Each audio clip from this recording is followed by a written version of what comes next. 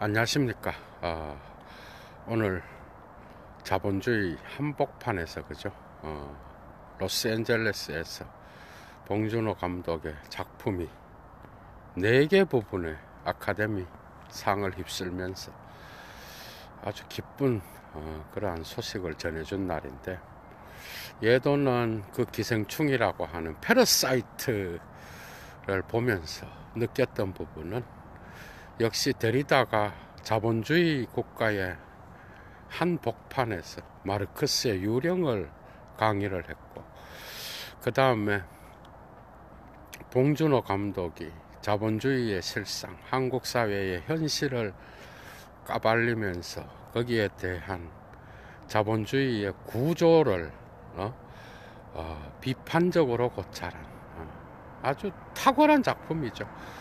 그것으로서 자본주의의 주인으로서 등극했던 미국의 한복판에서 할리우드 영화의 한 중심으로부터 승리를 거둔 그 소식은, 데리다가 존스 바바라 대학교, 그리고 또한 다양한 미국의 어떤 그 강연실에서 마르크스의 유령을 강연했던 그 부분을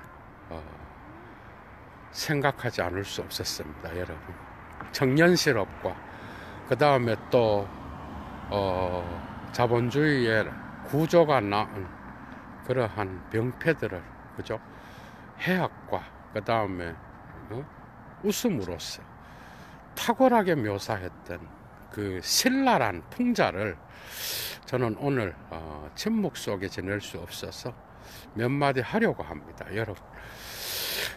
그 작품이 우리에게 주는 그 교훈이 있다고 한다면, 우리의 현실을 다루고 있다는 거겠죠, 그죠?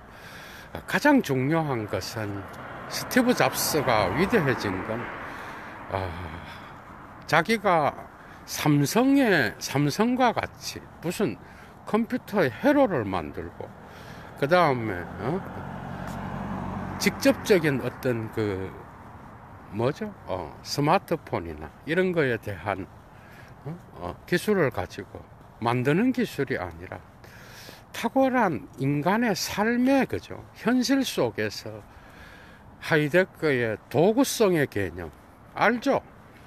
주한덴 화이트, 얘도가 자주 강의했던 그 손안에 있음의 개념, 그 개념으로 일거의 세계의 혁명을 가져왔다. 이제는 우리는 손안에서 혁명을 느끼고 있잖아요, 그죠? 종합의 대가, 그리고 편리함의 대가, 도구성을 일상성으로 끌어냈던, 그래서 철학을 삶의 철학으로서 도구를 분석했던 하이데거를 탁월한 방식으로 일상의 삶에, 그죠, 구글의 혁명을 주도했던 스티브 잡스와 같이, 우리는 봉준호 감독의 혁명은 다른 곳이 아니라 철저하게 우리 한국 사회의 현실, 비얼클리히카이트를 다루었다라는 거죠. 거기에는 악과 선이 없습니다, 여러분. 자본주의 구조가 승리하는 그러한 계열이야. 그 작품에서 나타나는 CEO인 이성균의 집은, 거죠, 자본주의의 랑그의 구조를 나타내고 자본주의의 욕망을 나타냅니다, 여러분. 다시 말하면 거기에서 기생충은 누구일까요? 기생충은 과연 하층민으로서 살아가는 두 가족일까, 아니면 기택과 문광의 가족일까, 아니면 이성균일까, 여러분? 해겔의 주인과 노예의 변증법의 관점에서 보면 기사와 가정부와 그 다음에 가정교사, 이 세 개의 모든 일들을 어떻게 보면 이성균의 가족들은 송강호의 가족에게 의존해서 살아가죠, 여러분. 주인은 마치 자본주의 랑그 속에서 누구로, 누구로 인식됩니까, 여러분? 당연히 CEO죠, 여러분. 그런데 과연 기생충이 누구야? 주인이, 진정한 주인이 있어요, 거기에? 주인이 있어?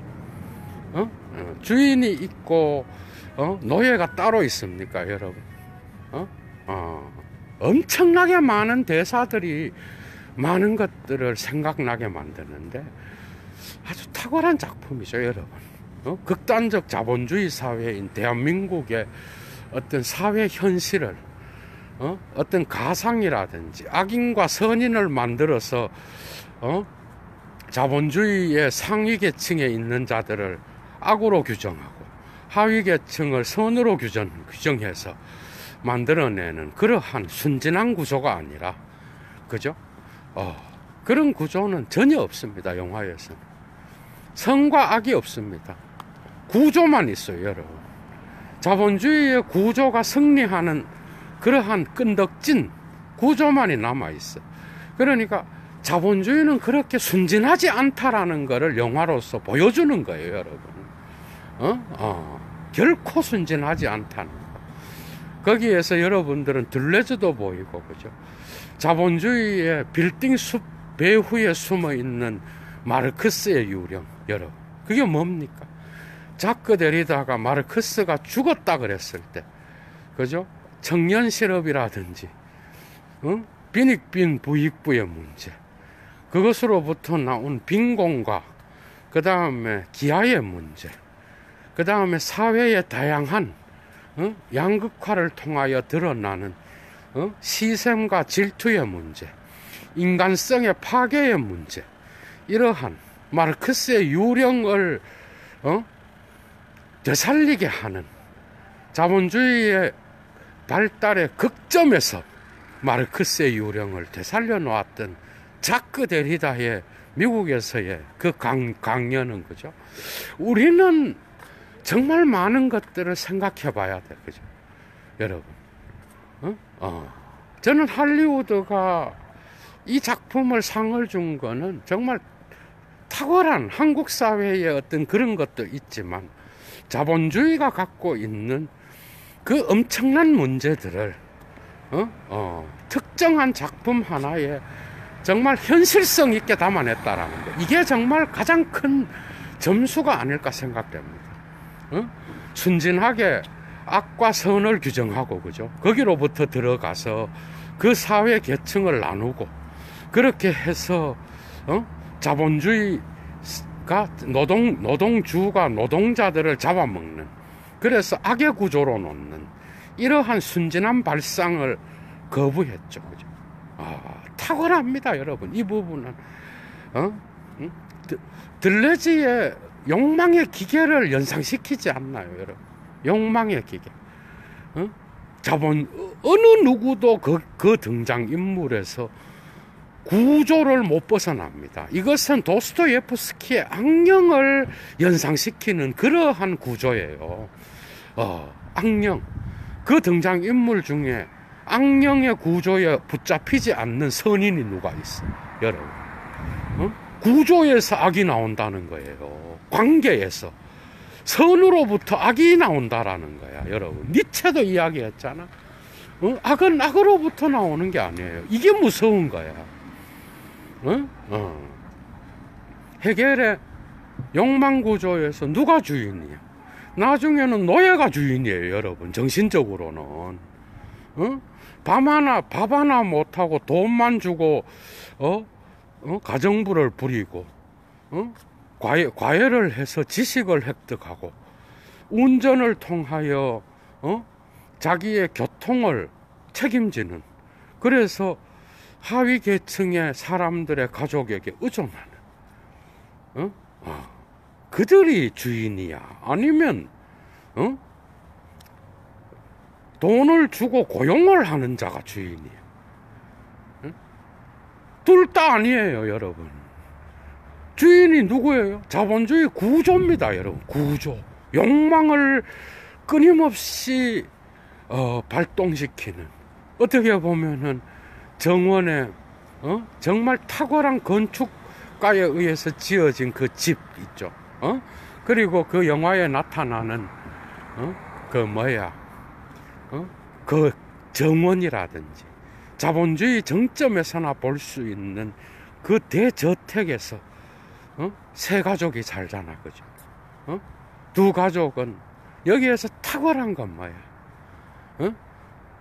옛날에는 어떻게 생각해? 부르조아와 프롤레타리아를 나누고 이 프롤레타리아가 단결하여 부르조아를 처결하는 이러한 칼 마르크스적 사고, 이런 것들은 오늘날은 변경됐죠. 물론 오늘날 지적은 새로운 철학을 이야기합니다.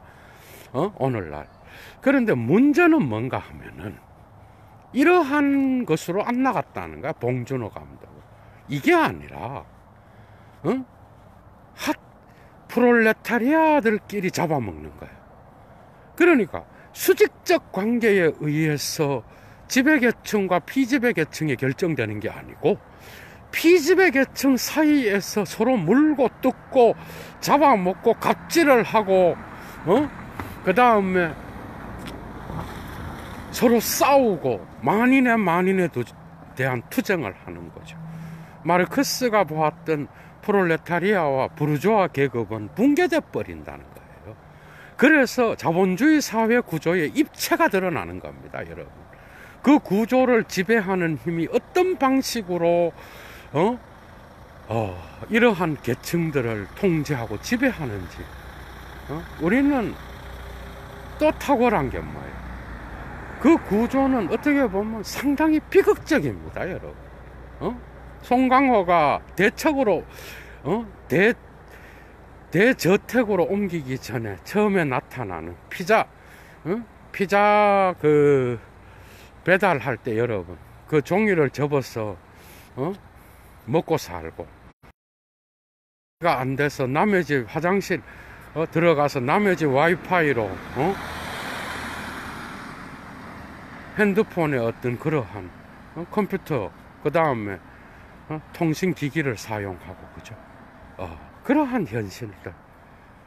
기생충은 확실히 송강호라든지 서로 싸우고 있는 또 다른 대저택에 숨어 있는 또 다른 비밀 공간이 마치 그들이 기생충인 것처럼 보이는 거죠, 여러분. 사실은 다 기생충이에요. 이해가 돼? 다. 그 기생충을 조종하는 자본주의의 욕망이 주인입니다, 여러분. 그 영화에서는. 그러니까 그 구조를 우습게 봐서는 안 된다라는 거예요. 엄청난 어떤 의미가 있는데, 철학자로 봐서는 뭐 이미 다 거기에서 들레즈도 과연 그 구조에서, 제가 들레즈 강좌를 할 때 그랬어요. 제가 뭔 얘기를 했는가? 과연 노마드가 존재할 수 있느냐는 거예요. 이 자본주의 구조에서. 물론 들레즈도 쉽게, 그죠? 렁띠 웨디빼라고 하는 그 안티오이디푸스에서 결코 쉽게 노마드의 존재를 인정하지 않습니다. 천해고원에서도 그렇고. 그러나 저항해야 된다라는 거. 그런 자들, 노마드로서 살아갈 수 있다라는 거. 그 작은 희망까지도 버리면은 들레즈의 마르크스주의적 저항 의식은 어떻게 되는 거겠어요, 여러분? 쉬운 문제가 아닙니다. 그러니까 노마드라고 하는 게 이 자본주의 구조 속에서 과연 살아갈 수 있는가, 여러분? 이런 겁니다. 의사의 어떤 그러한 위대한 고대로부터의 임무가 뭐였어? 환자의 생명을 소중히 여기고, 여러분, 이런 윤리가 있잖아, 그죠? 그 다음에 간호원은 간호원으로서의 윤리가 있잖아. 오늘날 의사의 윤리라든지 환자의 목숨을 생각해서 자기의 이런 것들을 바치는 그런 의사가 몇 프로나 되겠어요? 이 말은요, 뭔 말인가 하면, 오늘날 선생들이 과연 제자들의 어떤 그러한 삶을 생각하고 정말 옛날과 같이 순수하게 학생들의 어떤 그러한 가르치는 선생으로서의 이런 것들을 제대로 볼 수 있는가? 오늘날 성직자들이 자기의 종교의 진리를 과연 돈으로부터 자유로운 상태에서 진리의 길을 가고 있는가? 여러분, 그죠? 쉬운 문제가 아니죠. 당장 먹고 살아야 되고, 이 구조는 결코 어떤 한 사람의 잘못이 아니라는 거죠. 모든 인간들이 구조를 비판하면서 구조에 빠져 있다는 거예요. 그게 구조입니다. 그게 구조주의예요, 여러분. 구조는 못 벗어나는 거예요. 백날 빠로를 얘기를 해도 랑그의 구조로부터 못 벗어나는 거예요. 어느 누구도 쉽게 못 벗어나요. 돈의 위력으로부터 오늘날 벗어날 수 있는 인간이 누가 있어요, 여러분? 돈이 없으면은 심리도 못 갑니다, 여러분. 예도도 강의하다 커피 한 잔 마시려고 그러면 돈 내야 돼요, 여러분. 이런 구조를 우습게 보고 단지 CEO가 악인이다 이래 나가는 거는 너무 순진한 거죠. 탁월한 거는 이러한 비참한 현실을 일상의 해악과 웃음과 그 다음에 꽁트와 이런 것들로 처리하면서 삶을 이야기하고 있다라는, 이게 탁월한 겁니다. 그 구조는 결코 인간의 삶을 완전히 결정하는 건 아니에요. 이해가 되죠? 내가 자본주의 사회에서 상위 10% 안에 든다. 여러분, 그래서 오해라는 거예요. 모든 사람들이 그 욕망을 쫓아서 부러워하겠죠. 노마드가 여기에서 나타날 수 있는 겁니다. 그래서 오해했다는 거예요. 그래서 본인이 혼자 살아갈 수 있어요, 여러분. 모든 걸 다 하인들과 종들을 시켜서 그 모든 것들을 다 삶을 이 길을 얻으면서 살아가잖아. 그게 노예야? 아니면은 돈 많은 게 주인이고 거기에 복종해서 살아가는 게 노예입니까, 여러분? 누가 기생충이야 도대체, 여러분? 생각해 볼 게 상당히 많은 거죠.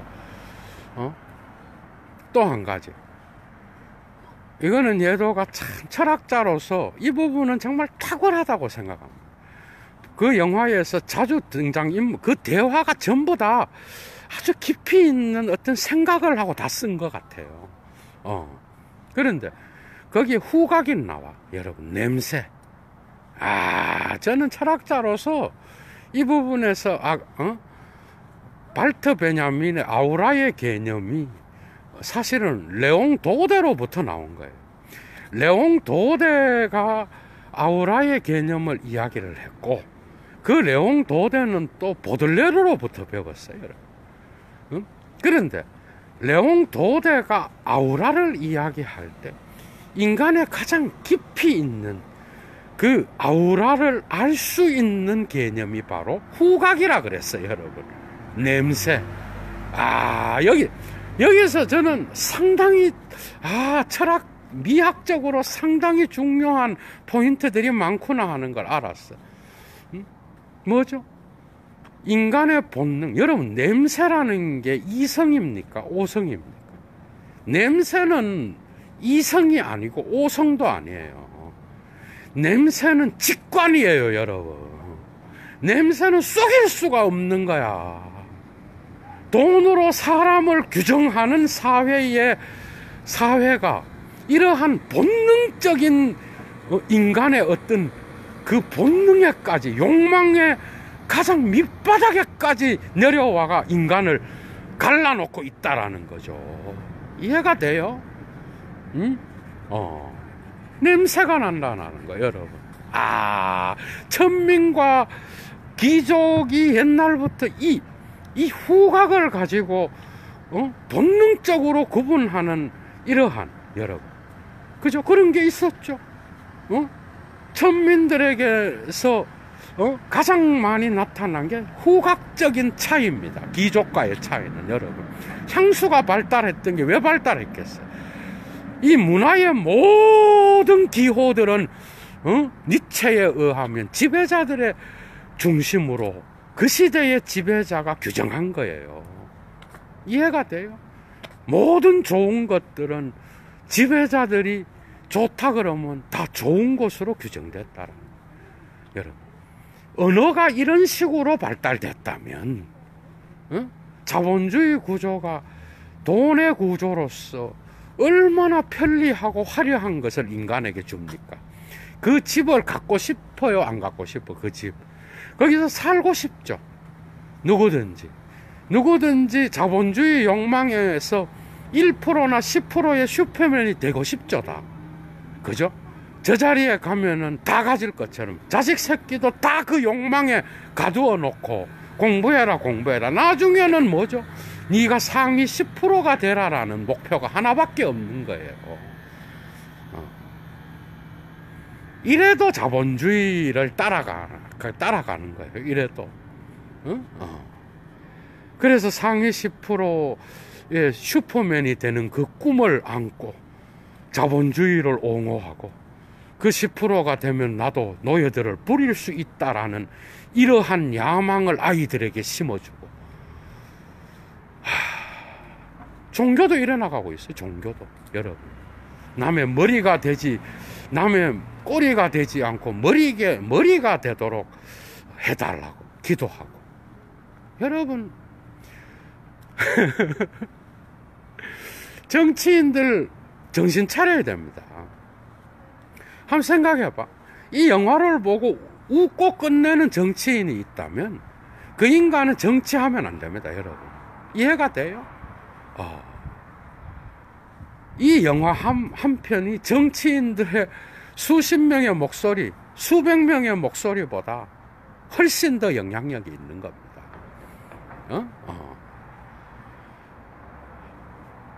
냄새가 난다, 여러분. 냄새를 통하여 인간을 구별하는 그 본능적, 짐승의 본능적 야수의 어떤 그 욕망, 자본주의는 그거조차도 이용한다는 거예요. 이해가 됩니까, 여러분? 그래서 천민의 아우라는 결코 귀족의 아우라를 흉내낼 수도 없고, 그 아우라는 이미 자본주의의 구조가 위층과 아래층을 구분하듯이 그 구조가 결정해 놓고 있다라는 거. 그러나 그 등장인물들 개개인의 그러한 특징들이 이 구조를 해체하고 있다라는 거. 봉준호 감독이 이런 게 탁월한 거야, 여러분. 그리고 그 구조를 해체하지만 그 구조는 결코 사라지지 않는다는 거. 이해가 되죠? 왜? 인간은 성과 악, 부와 가난에 의해서만 결정되는 게 아니라는 거죠, 인간의 삶은. 이해가 되죠? 그러나 그러한 것에 의해서 결정된다는 거예요. 이 양쪽을 다 읽어야 됩니다, 여러분. 해체 속에 그 구조가 완전히 붕괴되는 게 아니에요. 구조가 승리하는데요, 여러분. 그 집을 나중에 지하실에 갇힌 아버지를, 그죠? 그 아버지를 구하려고 그 아들이 목표를 세우잖아. 자본주의가 낳은 그 덫에 걸리는 거예요. 그 목표를 세우고 아버지를 꺼내야 되겠다. 그러면서 나도 부자가 돼야 되겠다. 여러분. 근데 이게 그런데 그 구조를 누가 벗어날 수 있어? 자본주의의 욕망을 누가 벗어날 수 있어요? 제가 드리고 싶은 말은, 철학자라고 철학하면서 얘기하지만 그 뱃돼지 속에는 짜장면 한 그릇이라도 더 먹으려고 하는 욕망이 왜 없겠어요, 여러분? 자본주의의 구조에 맞추어서 다 살아갑니다. 단지 타자들을 살해하고 죽이고, 그죠? 저 사람을 죽여야 내가 산다라고 하는 이러한 극단까지 가는 경우도 있지만, 자기도 모르게 그 욕망에 갇혀서, 그죠? 홉스가 주장했던 만인에 대한 투쟁을 지네들끼리 벌이고 있다는. 사실 이성균이는요, 그들 그 두 지하실에 속하는 그 두 가족한테 별 관심이 없어요. 오히려 이성균은 선한 역할을 하는 것 같아, 여러분. 거기 악인으로 보여요. 결국은 죽지만. 그런데 그 구조에서 역할을 하는 거예요, 여러분. 장소의 개념이 자본주의 구조를 결정하고 있지만, 삶의 시간성은 등장인물을 통하여 복잡하게 돌아가고 있죠. 그래서 마치 그 구조가 해체되는 것 같지만, 결국 그 욕망으로 전부 다가 기생하면서 그 구조의 욕망에 맞추어서 다 살아간다라는 거. 어느 새끼가 오늘날 자본주의의 이 엄청난 물신의 구조로부터 벗어날 수 있겠습니까요? 종교인? 아이고, 더 하면 더 했지, 여러분. 정치인 여러분, 아이고, 여러분 생각해봐. 예술가, 철학자, 아이고, 여러분, 이 구조로부터 누가 벗어날 수 있어? 깊이 생각해 봐야 됩니다. 깊이. 그리고 그러한 몰두 속에서 또 다른 타자를 나의 노예로 삼는 방법은 부자가 되는 길입니다. 여러분, 그 과정에서 자기는 사라집니다. 하이데거가 탁월하게 묘사한 거예요. 그 과정이 인생이 돼버려요. 그런데 과연 거기에 나오는 송강호 아들이 과연 그 상류계층으로 올라갈 수 있는 희망이 얼마나 몇 프로나 돼요, 여러분?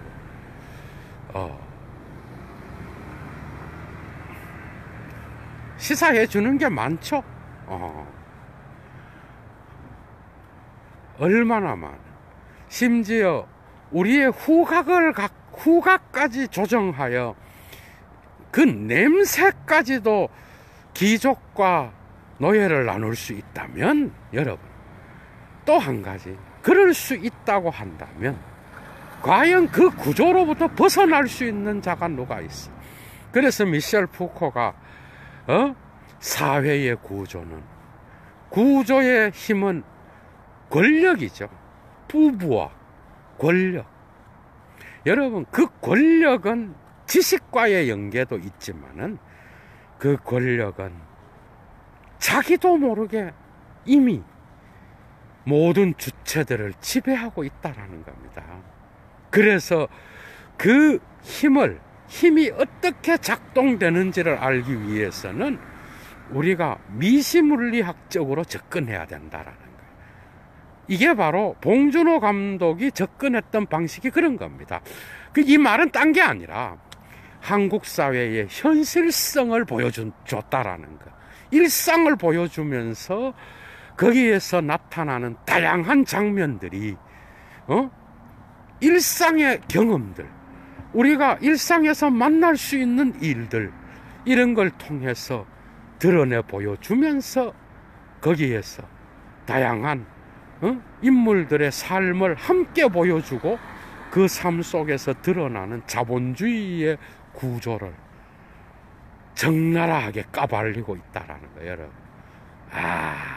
그게 오늘 상을 받았어요. 정말 많은 생각을 하게 하는데, 그래서 냄새라는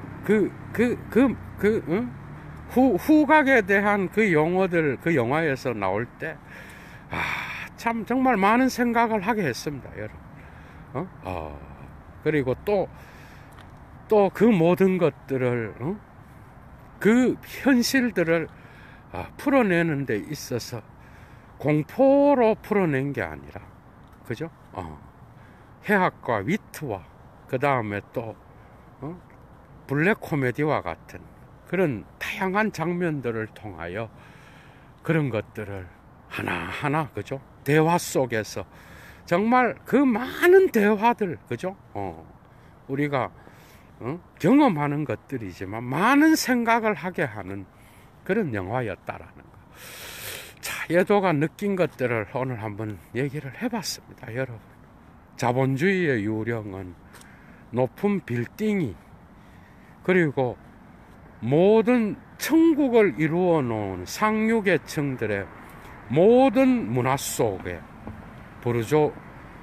부르주아가 아니라 그런 문화가 구조를 형성하는 모든 곳에서는 마르크스의 유령이 살아있습니다, 여러분. 이해가 됩니까? 살아있고 그걸 발판으로 하여 끊임없는 욕망의 구조를, 그죠? 자기들끼리, 프롤레타리아끼리, 어떻게 보면 우리가 기생충이라고 착각할 수 있는 하층민들끼리 서로 싸우고 물어뜯고 죽이는 이러한 독특한 수평적 만인에 대한 투쟁 역시도 아주 탁월한, 그죠? 오늘날의 현대의 이런 것들. 그래서 구조의 힘이 어떤 방식으로 작동하여 자기 자신을 감추면서 자기를 보존하고 유지하고 그리고 변화해 가는지를 우리는 철저하게 생각해 봐야 된다라는, 여러분, 그죠? 그런 게 남아 있죠. 지배 계급과 피지배 계급이 아니라 피지배 계급 안에서의 어떤 도토리 키재기라고 말할 수 있는 그런 이야기를 할 수 있는, 거죠. 그래서 자본주의 구조의 만인에 대한 투쟁에 입체가 다시 살아나면서 정말 많은 생각들을 해볼 수 있는 그런 영화라고 하는 것. 정치는 끊임없이 이러한 자본주의가 만들어 놓는 이러한 욕망의 구조에서 희생되는 자들. 그래서 마르크스의 유령이 그 지역에서 출범하여 또 돌아다니는 그 어두운 곳을 찾아내어 정치는 조금이라도 더 균형을 잡고, 그죠? 함께 더불어 사는 사회의 모습을 조금씩 찾아내야 되는 것. 이게 바로 정치의 임무가 아니겠는가. 웃으면서 끝날 영화가 아니라 정말 새로운 과제와 새로운 사회 철학의 어떤 그러한 임무가, 그죠? 새롭게 일깨워지는, 그래서 새로운 각성을 필요로 하는 그런 작품이 아니었나. 예도는 생각합니다, 여러분. 순수히 예도가 갖고 있는 철학적 견해와 작품을 본 소감을 말씀드렸습니다. 여러분들에게 조금이라도 도움이 되었길 바라고, 혹시 예술가들 계시면은 여러분들도 한번 위대한 작품들을 그런 것들을 통해서 보여줄 수 있고 저항하고, 그죠? 기존 질서에 덧입어서 성공하는 것으로 끝나는 게 아니라 기존 질서에 대항하여, 그죠? 이러한 구조를 조금이라도 변혁시키는 그런 역할에 기여할 수 있는 그런 분들이 되시기를 바랍니다. 예도는 물러가겠습니다. 추스.